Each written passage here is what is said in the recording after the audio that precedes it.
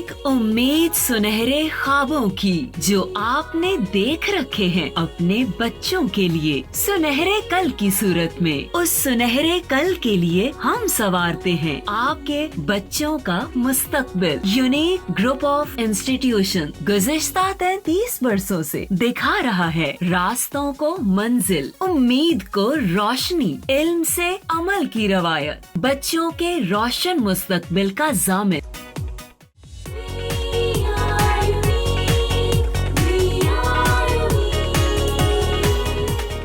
जी अस्सलाम वालेकुम बेटा आज हम चैप्टर नंबर 12 स्टार्ट कर रहे हैं। ये हमारा लेक्चर नंबर 34 है। ठीक है, आज के जो हमारे डिफरेंट टॉपिक्स हैं जो हमने डिस्कस करने हैं, उससे पहले चैप्टर का नाम ज्योमेट्रिकल ऑप्टिक्स, इससे रेलेवेंट भी एक शॉर्ट क्वेश्चन बन जाता है।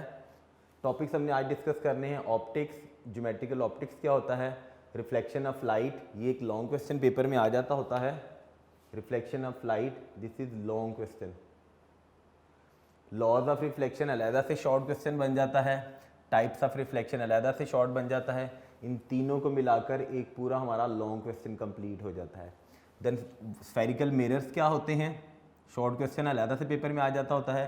टाइप्स ऑफ स्फेरिकल मिरर, ये भी अलहदा से शॉर्ट क्वेश्चन पेपर में आ जाता है। ठीक है जी, तो हमारा पहला वाला क्वेश्चन है जो हम यूनिक नोट्स के अंदर क्वेश्चन नंबर 1, आपने सारा कुछ लेक्चर आपने ऑनलाइन देखना है। ठीक है, बुक को कंसल्ट करना है, जितनी भी आपने लर्निंग करनी बेटा वो आपने यूनिक नोट्स में से करनी। तो सबसे पहली चीज़ है क्वेश्चन नंबर 1 जो नोट्स के अंदर गिवन है, हम उसी सीक्वेंस के अकॉर्डिंगली करेंगे। क्वेश्चन नंबर 1 है जी, डिफाइन ऑप्टिक्स। ऑप्टिक्स क्या है and geometrical optics, and geometrical optics. जी बच्चों, सबसे पहली चीज ऑप्टिक्स क्या है। ऑप्टिक्स क्या है, देखिए हर चीज का एक बिहेवियर होता है। जैसे साउंड का बिहेवियर है अपना, साउंड ट्रैवल करता है इन ऑल डायरेक्शंस के अंदर। ठीक है, ऐसे ही लाइट का भी एक अपना स्पेसिफिक बिहेवियर है। उस बिहेवियर को स्टडी करना, यानी the study of light behaviour, light का बिहेवियर हम जिसमें स्टडी करते हैं उसे क्या नाम देते हैं हम, that is called as optics. तो ऑप्टिक्स की डेफिनेशन फिर क्या होगी, the study of light behaviour. Light का बिहेवियर, उसकी स्टडी क्या कहलाती है, that is called as optics. कि लाइट किस तरह से, यानी उसका बिहेवियर क्या है, क्या उसकी रिफ्लेक्शन हो सकती है, क्या उसकी रिफ्रैक्शन हो सकती है, क्या उसकी डायफ्रैक्शन हो सकती है, क्या उसकी एब्जॉर्प्शन हो सकती है। ठीक है, वो कैसे ट्रैवल करती है, स्ट्रेट लाइन में ट्रैवल करती है, क्या लाइट की इंटरसेक्शन से क्या इमेजेस बनते हैं कि नहीं बनते, इन सारी चीज़ों को जिसमें हम स्टडी करते हैं that is called as optics. तो the study of light behaviour is called as optics. दूसरी चीज़ भी ज्योमेट्रिकल ऑप्टिक्स क्या है, जियोमेट्रिकल ऑप्टिक्स। देखिए अभी हमने बात की पहले कि जो लाइट का बिहेवियर है उसकी स्टडी क्या कहलाती है, that is called as optics. तो फिर ऑप्टिक्स की वो ब्रांच जो फोकस करती है किस चीज़ पर, on the creation of images, जो किस चीज़ पर फोकस करती है, on creation of images, is called as geometrical optics. तो ज्योमेट्रिकल ऑप्टिक्स क्या है, the branch of optics, the branch of optics that focuses on, किस चीज पर फोकस करती है, फॉर्मेशन ऑफ इमेजेस, इमेज कैसे बनते हैं या क्रिएशन ऑफ इमेजेस पर। The branch of optics that focuses on creation of images, creation of images, कि इमेज कैसे बनता है, किसी भी चीज़ का इमेज कैसे बनता है, उसको हम किस चीज़ के अंदर स्टडी करते हैं, उसको हम स्टडी करते हैं बेटा किस चीज़ के अंदर, ज्योमेट्रिकल ऑप्टिक्स के अंदर। फिर इस ज्योमेट्रिकल ऑप्टिक्स के अंदर कुछ और बात भी अगर हम थोड़ी सी ऐड ऑन करें तो ये बेस करती है किस चीज़ पर, relationship between angles and lines, जो डिस्क्राइब करते हैं किस चीज़ को, लाइट रेस को। ज्योमेट्रिकल ऑप्टिक्स के अंदर क्या चीज़ और हम स्टडी करते हैं, रिलेशनशिप रिलेशनशिप बिटवीन किसमें, एंगल्स एंड किसमें, लाइंस में, जो क्या करता है, दैट डिस्क्राइब क्या चीज, लाइट रेस, कि लाइट की रेस किस तरह से ट्रेवल कर रही हैं, एंगल्स और लाइंस में क्या रिलेशन बनाएंगे, तो क्या चीज बनेगी, इमेजेस कैसे फॉर्म होंगे, यानी लाइंस और एंगल्स में क्या रिलेशन बनेगा जिससे इमेजेस फॉर्म होंगे। जैसे देखिएगा हमारी आई है ना, ये पर्टिकुलर आई पर भी बेस करती है, ज्योमेट्रिकल ऑप्टिक्स की अगर मैं बात करूं, हमारी आई में भी एक लेंस लगा हुआ है जिससे क्या बनता है, इमेज फॉर्मेशन होती है, इमेजेस बनते हैं। क्लियर होगी जी यहाँ तक बात। शॉर्ट क्वेश्चन था, पेपर में आ जाता होता है question number 1, define optics and geometrical optics. उसके बाद बेटा देखिएगा शॉर्ट में भी आ जाता है, रिफ्लेक्शन ऑफ लाइट क्या है, उस रिफ्लेक्शन ऑफ लाइट के लॉज क्या हैं और उसकी टाइप्स ऑफ रिफ्लेक्शन क्या है। लॉन्ग क्वेश्चन है, बड़ा important. Question number 2 unique notes में भी क्वेश्चन नंबर 2 के साथ ही गिवन है। क्वेश्चन नंबर 2 है जी, व्हाट या explain reflection of light, reflection of light. देखिएगा जो मैंने लिखा एक्सप्लेन रिफ्लेक्शन ऑफ लाइट, इसका मतलब है लाइट की रिफ्लेक्शन होती है, जैसे हमने साउंड पढ़ा था, साउंड की रिफ्लेक्शन होती है ना। Explain reflection of light, what are laws of reflection, reflection के लॉज क्या हैं, also explain types of reflection.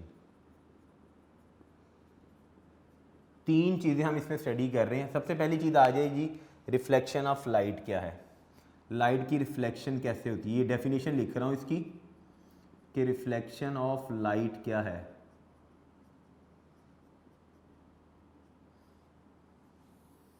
बड़ी सिंपल सी डेफिनेशन बताने लगा हूँ, ध्यान से आपने समझनी है। आपने समझना है कि ये लाइट की क्या है, एक रे है, ठीक है। This is a ray of light, light की एक रे है।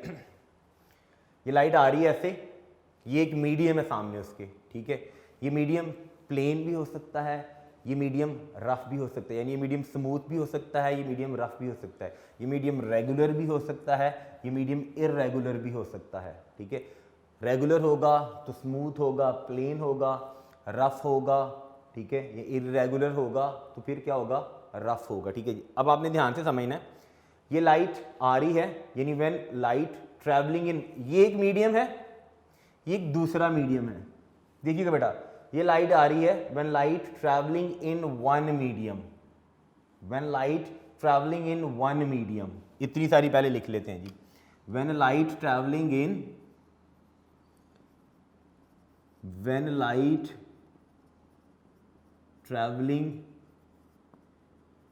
इन वन मीडियम, ये लाइट आ रही थी, एक मीडियम में ट्रैवल करके आ रही थी, falls on the surface of another medium. भाई इस मीडियम, ये इस दूसरे मीडियम के ऐसे सरफेस पर फॉल की, ठीक है। फॉल करने के बाद क्या होगा, उसका कुछ हिस्सा, a part of it turns back in the same medium. भाई लाइट ऐसे आई, इस मीडियम की सरफेस को स्ट्राइक की, दूसरे मीडियम की सरफेस को स्ट्राइक की, स्ट्राइक करने के बाद इसका कुछ हिस्सा दोबारा से, इसमें सारी नहीं वापस आती, याद रखिएगा, कुछ मीडियम के अंदर एब्जॉर्ब हो जाती है, कुछ लाइट का पोर्शन रिफ्लेक्ट हो जाता है, थोड़ी सी वापस आती है। थोड़ी सी में मुराद ये भी नहीं कि बहुत कम वापस आए।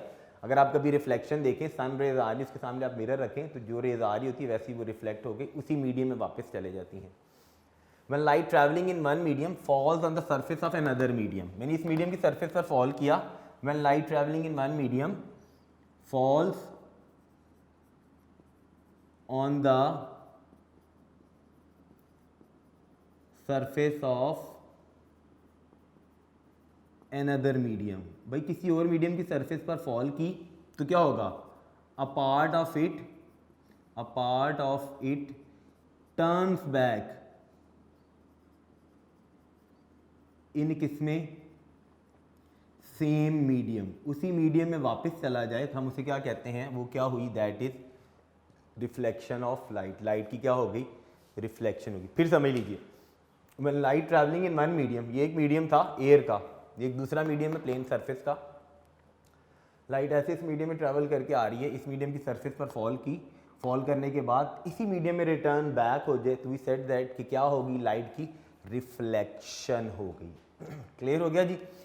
इसी रिफ्लेक्शन ऑफ लाइट की एक्सप्लेनेशन में देखिएगा मैं एक डायग्राम बनाऊंगा, उस डायग्राम से हम सारी चीज़ें एक्सप्लेन करेंगे कि एक्सप्लेनेशन में हमने क्या लिखना है। ध्यान से आपने समझनी है। ये मैंने एक प्लेन मिरर बनाया, इस प्लेन मिरर को मैं रिप्रेजेंट कर रहा हूं बेटा किस चीज़ के साथ, एम के साथ। क्या है इसका नाम रखिए, this is a plane mirror. आपने ये सपोज करना है, देखिएगा मिरर है तो मेरा बेटा इस मिरर की एक ऊपर वाली सरफेस है, एक नीचे वाली सरफेस है, यानी ऐसे मैंने मिरर होल्ड किया हो, ऊपर वाला मीडियम, वही मीडियम नीचे भी तो है ना मीडियम। तो याद आपकी बड़ी सिंपल सी ऑब्जर्वेशन है कि मिरर पे जब भी लाइट फॉल करेगी हमेशा मिरर लाइट को क्या करता है, रिफ्लेक्ट कर देता है। ऐसा ही है जी। अब एक कोई रे ऑफ लाइट जो ट्रैवल कर रही है एयर में, यानी यहाँ से कोई लाइट की रे आ रही है जो एयर में ट्रैवल कर रही है, किसी एक पाथ को फॉलो करके आ रही है। आपको इतना पता है कि लाइट ट्रैवल करती है स्ट्रेट लाइन में, ठीक है जी। अब मिरर के सामने यहाँ से एक लाइट की रे आ रही है, ठीक है।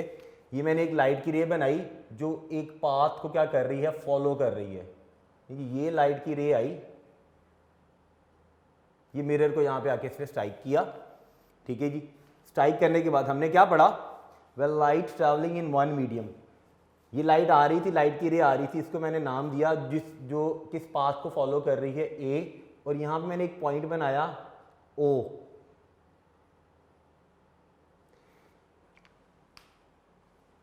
मिरर दूसरा मीडियम था, देखिए कि इस मीडियम की सरफेस पर यहाँ पर फॉल की, जहाँ पर फॉल की उस पॉइंट को मैंने नाम दिया ओ का, या इन अदर वर्ड्स मैं ये कहूँ कि एक लाइट की रे आ रही है जो ए ओ पाथ को फॉलो करती हुई आ रही है। जो पॉइंट ओ था यहाँ पर आके इंसिडेंट हुई ना, यहाँ पर आके ऐसे लगी, ठीक है जी। जैसे ये ट्रैवल करके आ रही थी, आपने सपोज करना ये मिरर था, ये लाइट की रे आ रही किसी एंगल पर आ रही है, किसी एंगल पर मैंने बनाई है, 90 के एंगल पर नहीं बनाई। ये आ रही है इस मीडियम पर, ऐसे इसने स्ट्राइक किया, जहां पर आके स्ट्राइक करेगी उसका क्या कहलाएगा, जो पॉइंट ओ है, इस पॉइंट ओ को हम क्या नाम देते हैं, this is called as point of incidence. O क्या है, पॉइंट ऑफ इंसिडेंस, किस जगह पर आके फॉल की। हमने डेफिनेशन में क्या पढ़ा है, one light travelling in one medium falls on the surface of another medium, a part of it turns back in same medium। इसका कुछ हिस्सा इसी मीडियम में ऐसे क्या हो जाएगा, रिटर्न बैक हो जाएगा। जाहिर बात है जब रिटर्न बैक होगा, आते हुए अगर उसने एक पाथ को फॉलो किया है, इसका मतलब है जाते हुए तो एक पाथ को फॉलो करेगी, उसका मैं नाम रख देता हूँ ओ बी, यानी वो किस पाथ को फॉलो करके गई, वापस ओ बी पाथ को फॉलो करके देखिएगा उसी मीडियम में वापस चले गई है। जो रे आ रही थी, एरो मैंने इनवर्ड बनाया है, आ रही थी रे, तो इस रे को मैं क्या नाम दूंगा, वो कहलाती है इंसिडेंस रे। इंसिडेंस रे, इंसिडेंस रे को किसके साथ रिप्रेजेंट किया है, एओ के साथ। रिफ्लेक्ट वापस चलेगी उसी मीडियम के अंदर, तो उसका मतलब है ये जो ओ बी है ये मेरी क्या कहलाएगी, दिस इज कॉल्ड एज, उसे हम नाम देते हैं, वो कहलाएगी बेटा रिफ्लेक्टेड रे। रिफ्लेक्टेड रे कौन सी बनी मेरी, ओ बी। जिस पॉइंट पर आके स्ट्राइक की थी लाइट, वो पॉइंट ओ था, वो क्या है, that is point of incidence. तो क्या लाइट की रिफ्लेक्शन हो गई ना, देखिएगा उसी मीडियम में बाउंस बैक होके क्या होगी, रिटर्न बैक होके वापस चलेगी। जहां पर ये पॉइंट ओ होता है ना, पॉइंट ऑफ इंसिडेंस था, जहां पर आके उसने लाइट ने स्ट्राइक किया था, यहां से ना हम एक स्ट्रेट लाइन बिल्कुल सीधी ऊपर, ये होती नहीं है लाइन, देखिए मैंने डॉटेड लाइन बनाई है। डॉटेड लाइन का मतलब है इमेजिनरी लाइन जो नहीं है, इसको मैं रिप्रेजेंट कर रहा हूं किसके साथ, एन के साथ। एन क्या है, दिस इज कॉल्ड एज, इस एन को नाम दिया जाता है नॉर्मल का। क्या चीज, नॉर्मल। नॉर्मल को किसके साथ रिप्रेजेंट किया हमने, एन के साथ। अब ये normal is an imaginary line जो क्या करती है बेटा, जो कहां होती है, ये मिरर, ये सरफेस थी ना, इसके साथ कितना एंगल बना रही है, 90 डिग्री के एंगल पर होती है नॉर्मल हमेशा। कितने एंगल पर, 90 डिग्री के एंगल पर। यहां से हम कुछ चीजें डिड्यूस करते हैं। ये जो एंगल आपको बना हुआ नजर आ रहा है, ये, और इधर भी आपको एक एंगल बना हुआ नजर आ रहा है, ये किन दो चीजों के साथ बना हुआ है, इंसिडेंस रे और नॉर्मल के साथ एक एंगल बना है। उस एंगल को हम क्या नाम देते हैं, एंगल बना है जी AON, ऐसी है AON। ये एंगल क्या कहलाता है, this is called as angle of incidence. क्या कहलाता है, एंगल ऑफ इंसिडेंस। याद रखिएगा, angle of incidence is always formed between दो चीजों के दरमियान, इंसिडेंस रे और नॉर्मल के साथ जो एंगल बनता है उसे क्या नाम दिया जाता है, एंगल ऑफ इंसिडेंस, और उसको स्मॉल आई के साथ रिप्रेजेंट करते हैं। इसका मतलब मेरा यहाँ पे एंगल क्या बन गया, एंगल आई। अब एक और एंगल भी तो आपको नजर आ रहा है, रिफ्लेक्टेड रे और नॉर्मल के साथ, रिफ्लेक्टेड रे और नॉर्मल के साथ भी आपको एक और एंगल बना हुआ नजर आ रहा है, ठीक है। उस एंगल को हम क्या नाम देंगे, NOB ले लें या BON ले लें। आपकी बुक में उसने NOB लिखा हुआ है, एंगल NOB, वो क्या कहलाता है, that is called as angle of reflection. क्या कहलाता है बेटा, एंगल ऑफ रिफ्लेक्शन। उसको किसके साथ रिप्रेजेंट करते हैं, स्मॉल r के साथ। तो मतलब यहाँ पे एंगल क्या बना, एंगल ऑफ रिफ्लेक्शन। फिर से एंगल ऑफ इंसिडेंस किस में बनता है, इंसिडेंस रे और रिफ्लेक्टेड रे में, यानी जो AO थी, दिस इज, इधर लिख देता हूं जी, this is incident ray, N क्या था, नॉर्मल, इमेजिनरी लाइन होती है, OB क्या थी, दिस इज रिफ्लेक्टेड रे, यानी वो रे जो क्या हो गई, रिफ्लेक्ट हो गई। फिर से एंगल ऑफ इंसिडेंस किसमें बनता है, इंसिडेंस रे और नॉर्मल में। एंगल ऑफ रिफ्लेक्शन किसमें बनता है, रिफ्लेक्टेड रे और नॉर्मल में। इस तरह से लाइट की क्या हो गई है, रिफ्लेक्शन, ठीक है जी। रिफ्लेक्शन कैसे हुई, हमने एक्सप्लेनेशन में क्या लिखनी है बातें फिर से सुन लीजिए। एक लाइट की रे थी जो ट्रेवल कर रही थी, जो किस पाथ को फॉलो करके आ रही थी, AO को। When it strikes on a plane mirror, plane mirror क्या बनाया था हमने, जिसको मैंने किसके साथ रिप्रेजेंट किया है, M के साथ। पॉइंट O पर स्ट्राइक किया, स्ट्राइक करने के बाद उसी मीडियम में रिटर्न बैक हो गई, रिफ्लेक्ट हो गई। हमने कुछ वैल्यूज लिखी, इंसिडेंट रे को हमने रिप्रेजेंट किया AO के साथ, रिफ्लेक्टेड रे को हमने रिप्रेजेंट किया OB के साथ। पॉइंट ऑफ इंसिडेंस क्या था, पॉइंट ऑफ इंसिडेंस यहाँ पे O, जिस पॉइंट पर स्ट्राइक की, ठीक है। दो एंगल बने, एंगल ऑफ इंसिडेंस किसमें बना है, इंसिडेंस रे और नॉर्मल के साथ। एंगल ऑफ रिफ्लेक्शन R, ये रिफ्लेक्शन लिखा है, याद रखिएगा, क्योंकि हम रिफ्लेक्शन ऑफ लाइट का टॉपिक पढ़ रहे हैं। एंगल ऑफ रिफ्लेक्शन किसमें बनता है, नॉर्मल और रिफ्लेक्टेड रे में। क्लियर हो गया, this is the reflection of light. Medium में आई, स्ट्राइक किया दूसरे मीडियम को, उसी मीडियम में रिटर्न बैक हो गई थी। ये हो गया जी बेटा हमारा क्या चीज, रिफ्लेक्शन ऑफ लाइट। इस रिफ्लेक्शन ऑफ लाइट के दो लॉज हैं, वो भी इसी का हिस्सा है, laws of reflection. Laws of reflection क्या है, दो लॉज हैं। वो दो लॉज पेपर में अलहदा से शॉर्ट क्वेश्चन भी आ जाता है, what are the laws of reflection.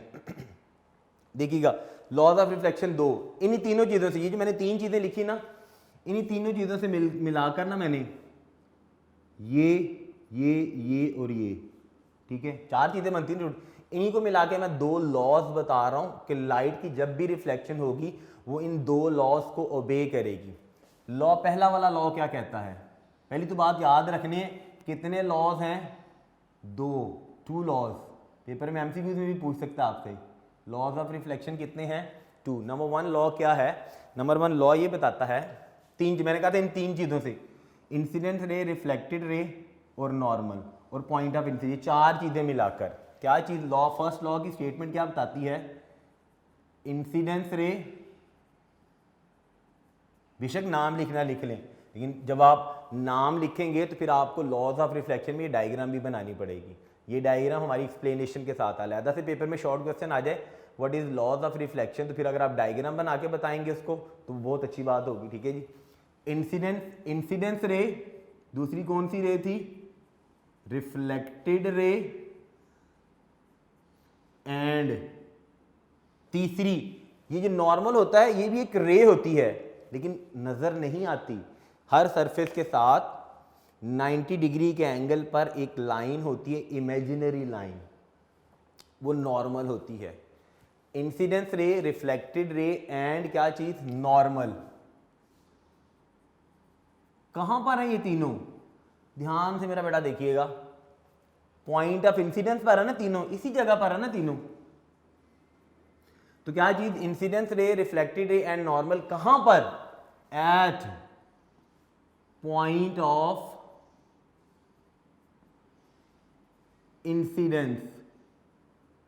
वो क्या करते हैं, दे ऑल लाई, लाई का मतलब होता है मौजूद हैं, कहां पर, दे ऑल लाई इन, किसमें, सेम प्लेन में। भाई एक ही प्लेन में है, एक ही जगह पर है। Incident ray, reflected ray, normal, they all lie in same plane, एक ही जगह पर एग्जिस्ट कर रहे हैं ना, इसी तरफ, इसके दूसरी तरफ तो नहीं ना गए। इंसिडेंस रे ये थी देखिए, नॉर्मल ये था, रिफ्लेक्टेड रे ये थी, किस जगह पर, भाई ये था पॉइंट ऑफ इंसिडेंस पर। ये तीनों कहां पर, इसी ऊपर वाले प्लेन में लाई करे, नीचे वाले प्लेन में नहीं आए। ठीक है भाई, ये था जी फर्स्ट लॉ की स्टेटमेंट। दूसरी स्टेटमेंट बहुत ही आसान है, हमने कहा था दो हैं। दूसरी स्टेटमेंट क्या है, दूसरी स्टेटमेंट किन से मिलकर बनती है, दूसरी स्टेटमेंट मेरा बेटा इन एंगल से। एंगल दो कौन कौन से लिए हमने, एंगल ऑफ इंसिडेंस आई और angle of reflection R. Second statement क्या है, angle of incidence I. Second क्या बताता है जी लॉ की statement, the angle of incidence I. Angle of incidence को हमने आई के साथ रिप्रेजेंट किया है ना। एंड दूसरा एंगल क्या था, एंड एंगल ऑफ रिफ्लेक्शन, वो क्या है दोनों, दे बोथ आर, वो हमेशा क्या होंगे, इक्वल। कैसे इक्वल, यानी यहां पर एंगल जितना भी बन रहा है, फॉर एग्जांपल 30 डिग्री का बन रहा है तो एंगल ऑफ रिफ्लेक्शन भी हमेशा कितना होगा, 30 डिग्री का होगा। ये दोनों एंगल हमेशा क्या होंगे, इक्वल होंगे।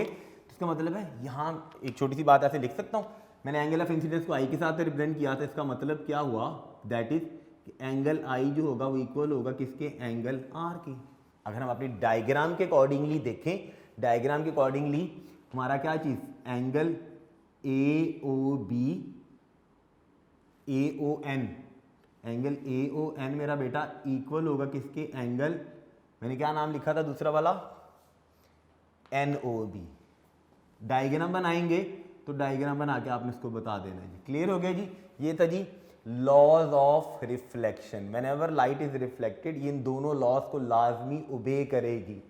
ठीक है जी। जैसे आपने साउंड पढ़ा था ना, वो आपने चैप्टर नंबर 1 में वाटर वेव्स पढ़ी थी ना, उनकी रिफ्लेक्शन होती है ना, तो वो लॉज ऑफ रिफ्लेक्शन को ओबे करती है। रिपल टैंक के टॉपिक में हमने पढ़ा था। ये हो गया जी लॉज ऑफ रिफ्लेक्शन हो गया मेरा बेटा, दोनों लॉज हो गए हमारा ये टॉपिक भी हो गया, ये भी हो गया, ज्योमेट्रिकल ऑप्टिक्स भी हमने कर लिया है, खाली ऑप्टिक्स क्या होता है वो भी कर लिया।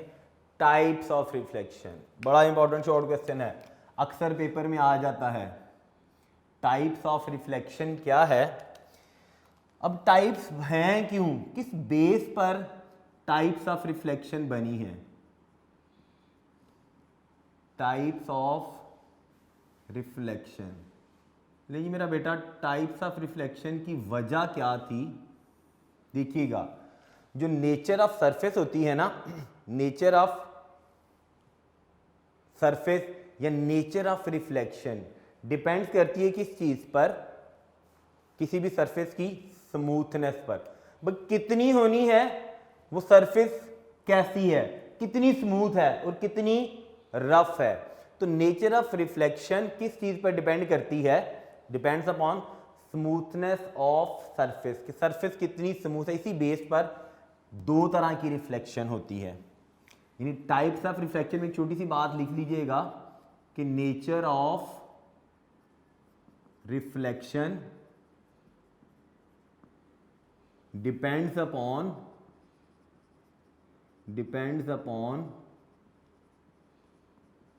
स्मूथनेस ऑफ सरफेस, कि भाई सरफेस कितनी स्मूथ है उस पर डिपेंड करती है रिफ्लेक्शन। यानी उस पर डिपेंड करने का मुराद है कितना, किस एंगल पर रिफ्लेक्शन ने होना है। तो टाइप्स ऑफ रिफ्लेक्शन में कितनी टाइप्स हैं जानना जरूरी है। देयर आर,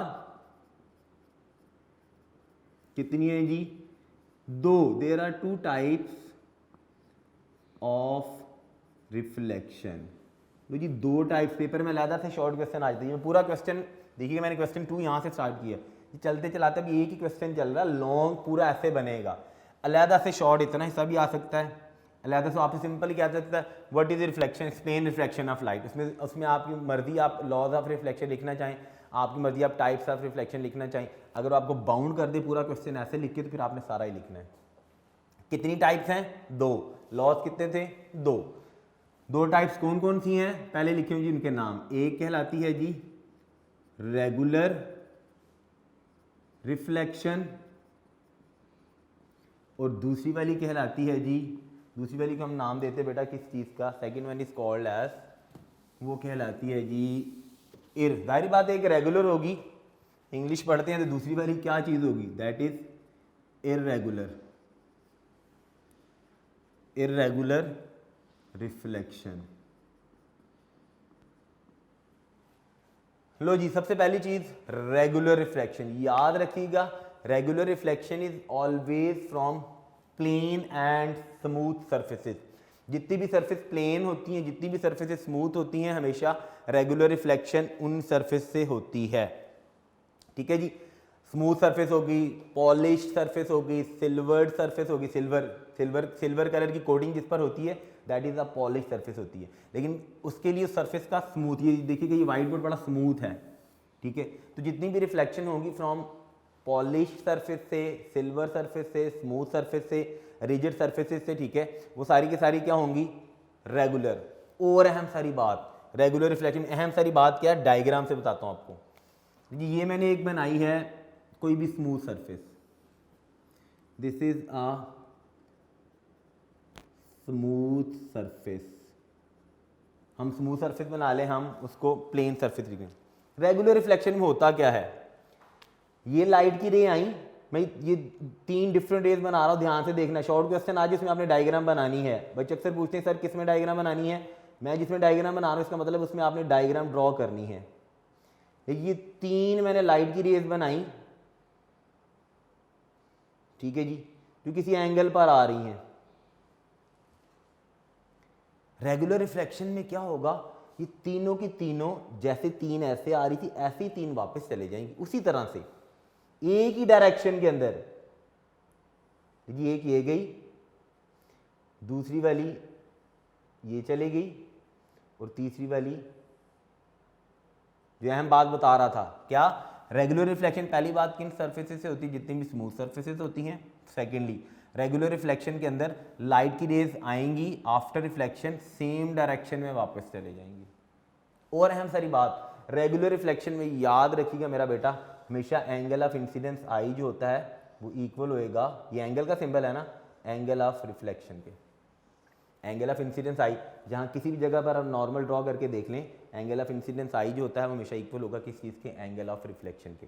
तो रेगुलर रिफ्लेक्शन में आपने डायग्राम ड्रॉ करनी है। दूसरी वाली कौन सी है, irregular reflection.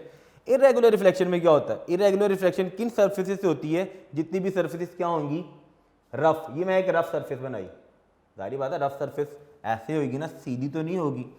This is a rough surface.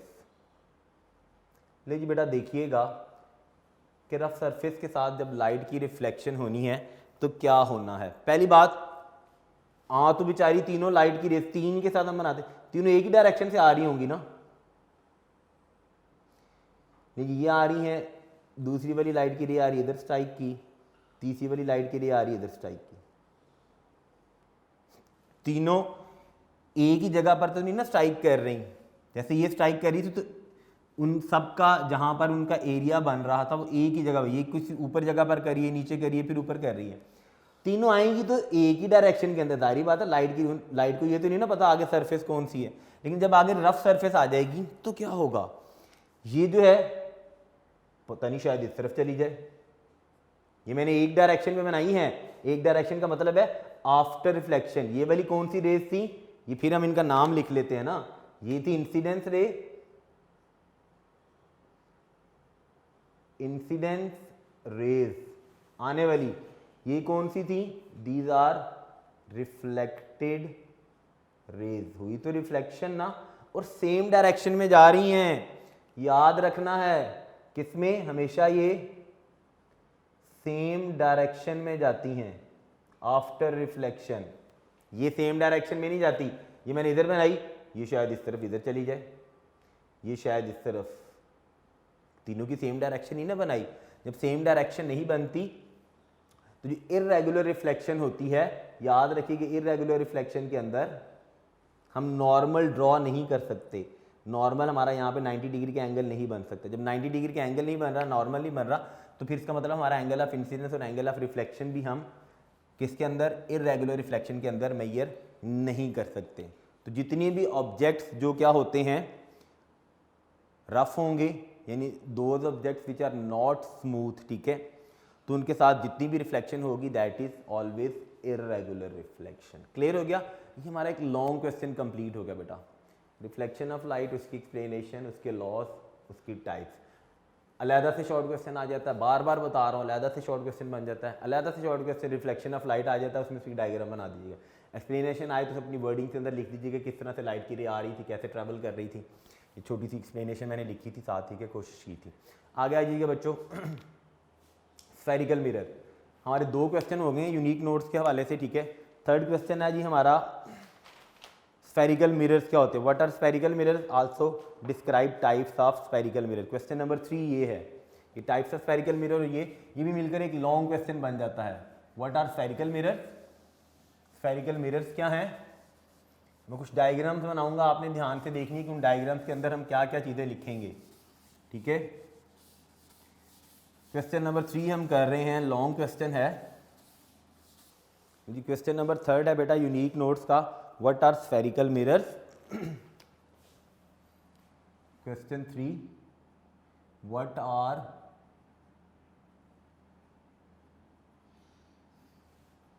Spherical mirrors. Spherical mirrors क्या हैं।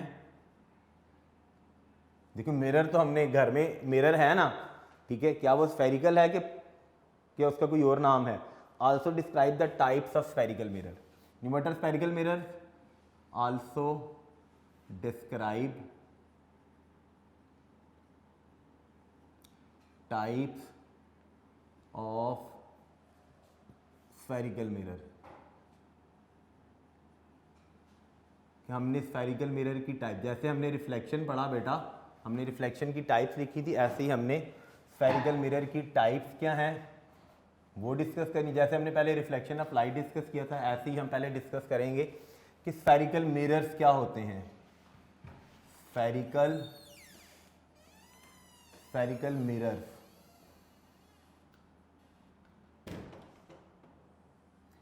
देखिएगा बच्चों, बड़ी सिंपल सी बात बताने लगा हूँ, आसान सी लैंग्वेज के अंदर। मिरर है तो डेफिनेट बात है लाइट को रिफ्लेक्ट करेगा, यानी इन मिरर से भी लाइट की क्या होनी है, रिफ्लेक्शन होनी है। लेकिन हम इसे स्फेरिकल नाम क्यों देते हैं, इसलिए नाम देते हैं कि ये किसी भी स्फेयर का हॉलो पोर्शन है। हॉलो पोर्शन का मतलब है जो अंदर से क्या है, खाली है, ठीक है। A mirror whose polished reflecting surface, ऐसा मिरर जिसकी क्या चीज, जिसकी मैं शॉर्ट सी डेफिनेशन बता रहा हूं यहां पे, ऐसा मिरर जिसकी पॉलिश्ड रिफ्लेक्टिंग सरफेस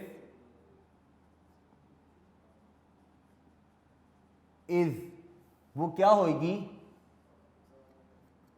पार्ट का मतलब है हिस्सा होगी।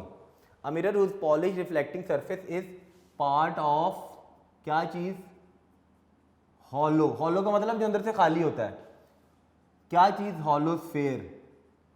वो हॉलोस्फेयर किस चीज का हो सकता है, ऑफ, वो यहां ग्लास का हो सकता है, शीशा, या किस चीज का हो सकता है, प्लास्टिक का।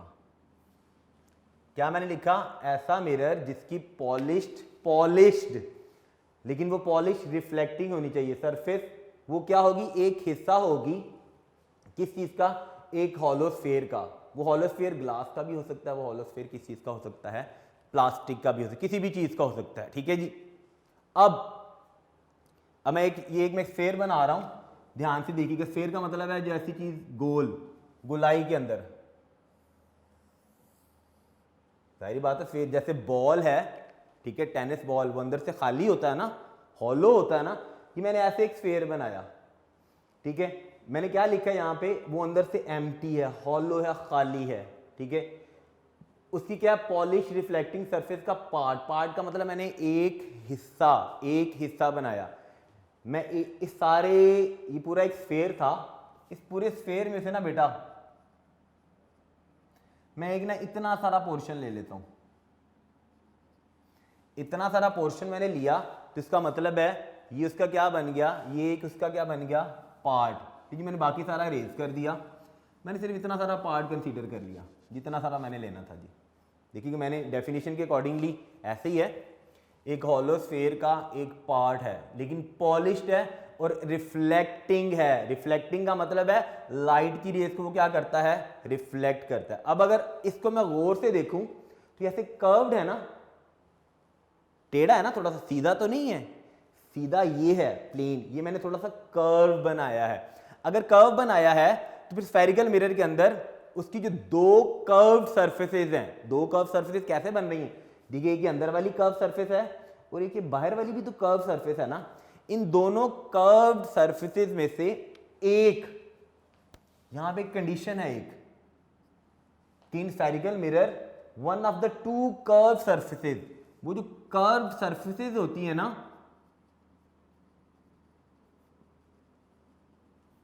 कर्व सरफेसेस दो हैं, उन कर्व सरफेस में बेटा एक सरफेस क्या होगी, बड़ी पॉलिश्ड होगी।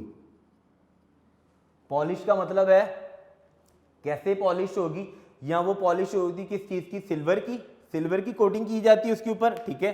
सिल्वर की कोटिंग को फॉलो किया जाता है किस चीज के साथ, रेड कलर के लेड ऑक्साइड की कोटिंग की जाती है। सिल्वर की कोटिंग फॉलो अप करती है किस चीज के साथ, रेड कलर की लेड ऑक्साइड की कोटिंग के साथ।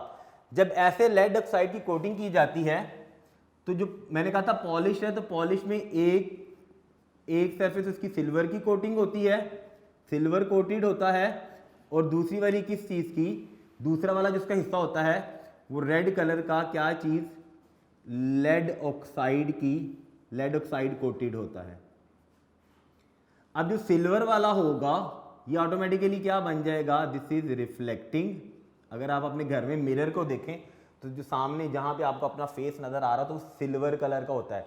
अगर उस मिरर की बैक साइड देखो तो वो कोटेड होती है, और वो कोटेड क्या होती है, ऑलवेज जो ये बनती है ये क्या बन जाएगी, ओपेक, जिसमें से लाइट पास नहीं करेगी।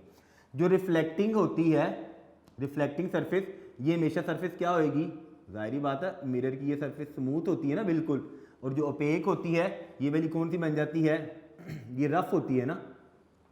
यानी मिरर के फ्रंट पे आप देखेंगे जहां पर आपको पॉलिश सिल्वर सरफेस नजर आ रही होगी वहां से उसकी रिफ्लेक्शन होती है। जो बैक साइड होती है उसकी क्या बन जाती है, सिल्वर कोटिंग बन जाती है। ये था जी व्हाट इज स्फेरिकल मिरर। फिर से सुन लीजिए, आसान सा स्फेरिकल मिरर कैसे आप बना सकते हैं। आप एक बॉल लें, टेनिस बॉल होता है, ठीक है, उसको दरमियान से कट कर दें, इसको एक पोर्शन, एक हिस्सा उतार लें, आपके पास ये मिरर बन जाएगा। स्फेरिकल क्यों होता है, क्योंकि स्फेयर का एक हिस्सा होता है। और याद रखिएगा स्फेरिकल मिरर हमेशा कर्व्ड, ये देखिए कि मेरा हाथ बिल्कुल ऐसे स्ट्रेट है, जब इसको ऐसे कर्व कर दूंगा तो इसकी ये सरफेस अब मेरे हैंड की कर्व्ड हो गई है, ठीक होगी बात जी। ये था जी स्फेरिकल मिरर। स्फेरिकल मिरर की टाइप्स, दो टाइप्स होती हैं जी, types of spherical mirror,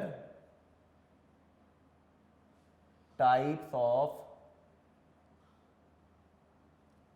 spherical mirror. दो तरह के बेटा मिरर होते हैं स्फेरिकल मिरर। किस बेस पर हमने टाइप्स बनाई हैं? देखिएगा, मैंने अभी बात की थी depending on the nature of reflecting surface. मैंने कहा था एक हिस्सा रिफ्लेक्टिंग होगा, दूसरा हिस्सा ओपेक होगा। ओपेक वो चीज होती है जिसमें से लाइट पास नहीं कर सकती, ठीक है जी।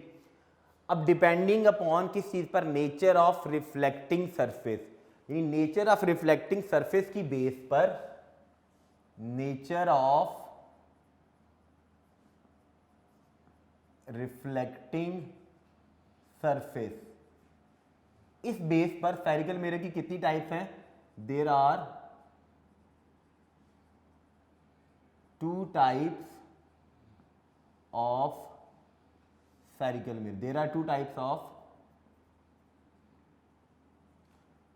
Spherical mirrors. कितनी है जी? 2।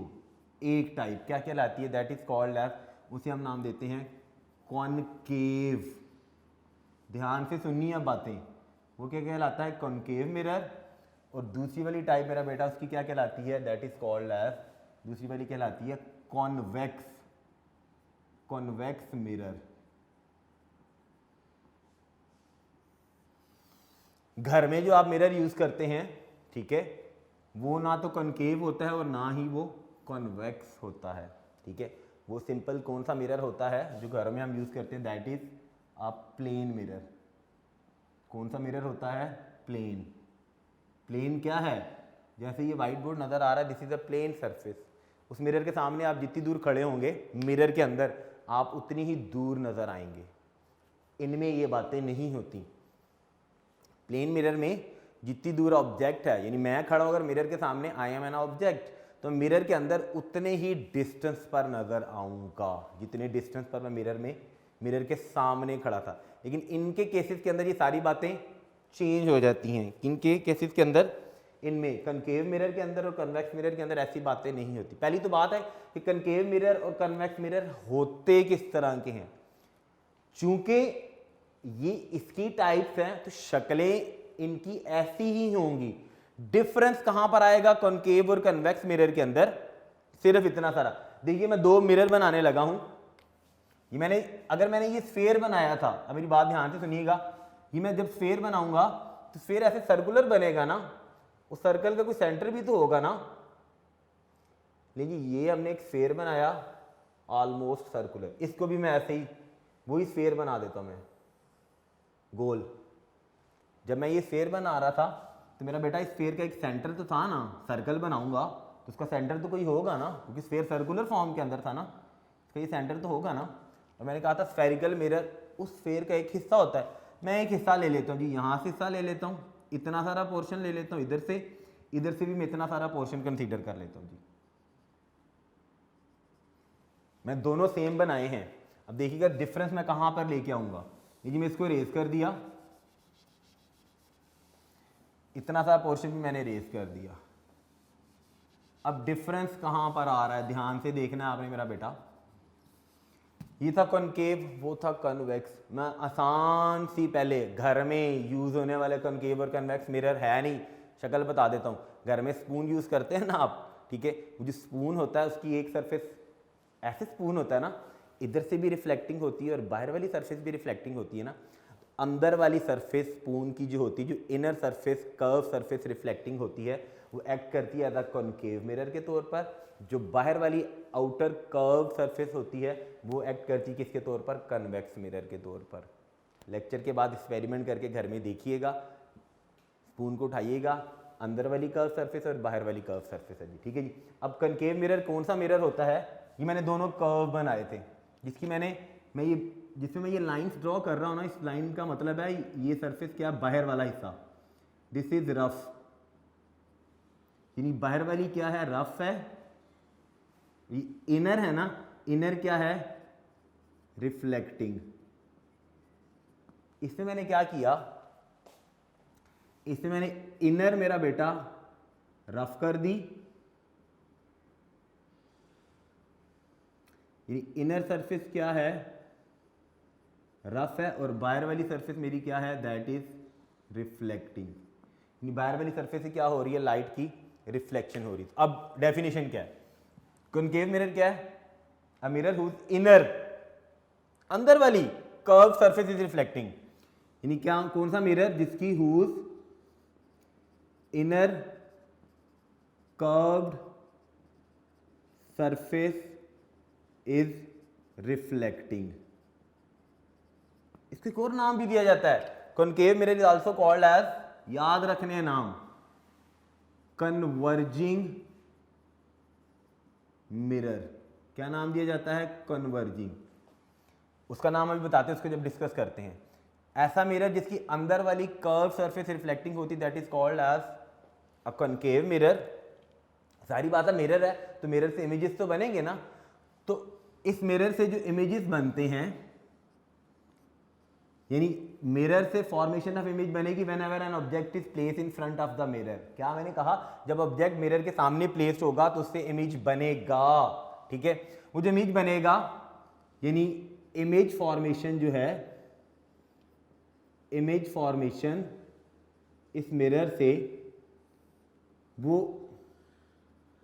सेम साइज का भी होगा, वो स्मॉलर भी हो सकता है मेरा बेटा, वो लार्जर भी हो सकता है, बड़ा भी हो सकता है, किसके, ऑब्जेक्ट के। For example, if I am standing in front of a concave mirror, यानी मैं कनकेव मिरर के सामने खड़ा हूं, तो कितनी दूर हूं मैं, वो इस चीज पर डिपेंड करता है।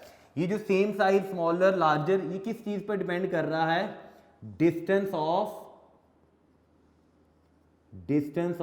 ऑब्जेक्ट पर। डिस्टेंस ऑफ ऑब्जेक्ट का मतलब है मिरर से मैं कितनी दूर हूं। प्लेन मिरर के सामने, ये प्लेन मिरर था, यहां पर कोई ऑब्जेक्ट था, मिरर के अंदर उतनी ही दूर उसका इमेज बनेगा। कॉनकेव मिरर में depending upon distance of object, वो हम आगे अगले टॉपिक्स के अंदर डिस्कस करेंगे ये सारी चीजें। ऑब्जेक्ट का डिस्टेंस मिरर से कितनी दूर है, उस बेस पर मिरर के अंदर सेम साइज का भी इमेज बन सकता है, स्मॉलर भी बन सकता है और लार्जर इन साइज भी बन सकता है। क्लियर होगी बात। कॉन्वेक्स मिरर पर आ जाएं, जिसकी मैंने अंदर वाली सरफेस रफ बनाई और बाहर वाली सरफेस क्या बनाई है, रिफ्लेक्टिंग बनाई है। तो फिर such a mirror whose outer, बाहर वाली, लेकिन वो आउटर कौन सी है, curved, whose outer curved surface is क्या है, रिफ्लेक्टिंग। मैंने इसका नाम रखा था कन्वर्जिंग मिरर, ठीक है। दूसरा, कन्वर्ज का ऑपोजिट क्या होता है, this is called as diverging mirror. इसे क्या नाम देते हैं, ये कहलाता है डाइवर्जिंग। कन्वर्जिंग का मतलब क्या है, लाइट की सारी रेज को एक जगह पर इकट्ठा कर देता है। डाइवर्जिंग मिरर का मतलब क्या, लाइट की रेज जब इसके ऊपर फॉल करती है तो उनको फैला देता है, डिस्पर्स कर देता है, डाइवर्ज कर देता है, रास्ते बदल देता है उनके, ठीक है जी। इसके अंदर भी तो सारी बात है, इमेज फॉर्मेशन होगी ना। इसमें मेरा बेटा, इसमें जो इमेज फॉर्मेशन होती है, यानी इमेज फॉर्मेशन का मतलब है whenever an object is placed in front of a convex mirror. याद रखिएगा बात बच्चों, इस कन्वेक्स मिरर में बनने वाले जितने भी इमेजेस होते हैं वो हमेशा क्या होंगे, सिर्फ और सिर्फ they all are smaller in size. जहां मर्जी ऑब्जेक्ट प्लेस है, मैं मिरर के सामने बहुत दूर खड़ा हूं, मेरा इमेज हमेशा छोटा बनेगा। मैं मिरर के पास जितना मर्जी आ जाऊं, मेरा इमेज हमेशा क्या बनेगा, स्मॉलर इन साइज ही रहना है, उसने कभी भी बड़ा या इक्वल इन साइज नहीं होना। एक बात और अहम सारी बात आपने याद रखनी है कॉनकेव मिरर के अंदर, कॉनकेव मिरर में बनने वाले सारे के सारे बनने वाले इमेजेस रियल भी हो सकते हैं। रियल इमेज क्या होता है वो हम डिस्कस करेंगे बाद में, फिल वक्त आप इतनी सारी चीज याद रखिए। वो इमेजेस वर्चुअल भी हो सकते हैं। रियल का मतलब होता है, मैं शॉर्ट सा बता देता हूँ, रियल इमेजेस वो इमेजेस होते हैं जिनको हम स्क्रीन के ऊपर देख सकते हैं, जिनको हम स्क्रीन पर बना सकते हैं। वर्चुअल इमेजेस वो होते हैं those can not be produce on screen, जिनको हम स्क्रीन पर नहीं देख सकते। रियल भी बनते हैं और वर्चुअल भी बनते हैं। ये आपने इसके बीच में याद रखनी चीजें, एमसीक्यू में पूछ सकता है वो आपसे। मैंने सेम साइज का कहा था, स्मॉलर कहा था, लार्जर कहा था। कॉनकेव मिरर से बनने वाले इमेजेस इनवर्टेड भी हो सकते हैं। इनवर्टेड का मतलब है उल्टा। इनवर्ट क्या है, सीधा, दिस इज इनवर्टेड, उल्टा हो गया। इनवर्टेड भी हो सकते हैं, वो इरेक्ट भी हो सकते हैं। इरेक्ट का मतलब है सीधा, फिजिक्स की लैंग्वेज में हम इरेक्ट किस चीज़ को कहते हैं? स्ट्रेट। इरेक्ट का एक दूसरा नाम भी हम यूज़ करते हैं, उसको हम क्या कहते हैं? अपराइट। अपराइट का मतलब होता है सीधा, यानी उल्टा भी बना सकता है वो, सीधा भी बना सकता है। और तो कोई ऑप्शन ऐसे टेढ़ा मेढ़ा तो नहीं ना हो सकता। शाबाश, इस पर आ जाइए। इससे बनने वाले इमेजेस मेरा बेटा याद रखने हैं, सारे के सारे क्या होते हैं? हमेशा वो उसने बनाने ही क्या है? वर्चुअल इमेजेस बनाने। जब वर्चुअल इमेजेस बनाने तो याद रखिएगा, जितनी भी वर्चुअल इमेजेस होते हैं हमेशा क्या होंगे? They always are erect. वो हमेशा सीधे बनते हैं, उल्टा बन ही नहीं सकता। वर्चुअल इमेजेस हमेशा क्या होते हैं? They are always erect. वो हमेशा क्या होते हैं? सीधे इमेजेस होती हैं जी। क्लियर होगी बात बच्चों जी? यहाँ तक हमारा टॉपिक खत्म हो गया बेटा कॉनकेव मिरर का और कन्वेक्स मिरर का। ये हमारा ये लॉन्ग क्वेश्चन पूरा बन जाता होता है। What are spherical mirror? होते किस तरह के? स्फेरिकल मिरर की टाइप्स डायग्राम के साथ आपने बना के उसको बतानी है कि टाइप्स ऑफ स्फेरिकल मिरर क्या थी जी। ये भी कंप्लीट हो गया बेटा, स्फेरिकल मिरर भी हो गया, टाइप्स ऑफ स्फेरिकल मिरर भी हो गया। यहाँ पर लेक्चर नंबर 34 खत्म हुआ। लेक्चर के इख्तिताम पर एक छोटी सी बात, रसूल पाक सल्लल्लाहु अलैहि वसल्लम ने फरमाया था कि मांगना है तो एक ही ज़ात है, पुकारना है तो सिर्फ एक ही ज़ात है। वो ज़ात कौन सी है? रब्बुल आलमीन की ज़ात। थोड़ी सी बात करूँगा। रसूल पाक सल्लल्लाहु अलैहि वसल्लम ने फरमाया, मेरे नबी ने फरमाया कि मांगना है तो रब्बुल आलमीन से, पुकारना है तो रब्बुल आलमीन को। क्यों? क्योंकि वो ज़ात ऐसी है जिसे ना नींद आती है, ना वो ऊँगता है, ना वो मरता है, ना उसे आना पड़ता है आने के लिए। मैं यहाँ आया हूँ लेक्चर देने के लिए, आप लेक्चर सुनने के लिए ऑन करेंगे, लेक्चर अटेंड करने की क्लास में आएंगे। वो रब्बुल आलमीन की ज़ात ऐसी है जिसको किसी जगह पर आना नहीं पड़ता, अमरे कुन से वो हर चीज़ को करता है। यानी उसने कहना है रब्बुल आलमीन ने तो सारी चीज़ें हो जानी हैं, ठीक है। उसको किसी भी काम के लिए किसी भी चीज़ की ज़रूरत नहीं पड़ती। हम इंसान हैं तो हमें हर काम के लिए हर चीज़ की ज़रूरत पड़ती है, ठीक है। हमें नींद भी आती है, वो खिलाता भी है हमें, वो पिलाता भी है हमें। ना वो खुद खाता है ना वो खुद पीता है। हम सोते हैं वो हमें सुलाता है, ऐसा ही है, ठीक है। तो मांगना है तो एक ही ज़ात से, पुकारना है तो सिर्फ और सिर्फ किसको? सिर्फ एक ही ज़ात को। कैसे पुकारना है वो इंशाल्लाह अगले लेक्चर में हम देखेंगे कि अल्लाह ताला को किस ज़ुबान में पुकारना चाहिए। क्या वो एक ज़ुबान है या वो बहुत सारी ज़ुबानें हैं? क्या वो एक ज़ुबान को सुनेगा, क्या वो बहुत सारी ज़ुबानों को सुन सकता है, ठीक है। तो उसको हम इंशाल्लाह एक अगले नेक्स्ट लेक्चर में देखेंगे कि हमें अल्लाह ताला को किस तरह से पुकारना चाहिए। यहाँ पर आज का लेक्चर खत्म हुआ बेटा, अपना बहुत सारा ख्याल रखिएगा, खुद भी सेफ रहिएगा और दूसरों को भी सेफ रखिएगा।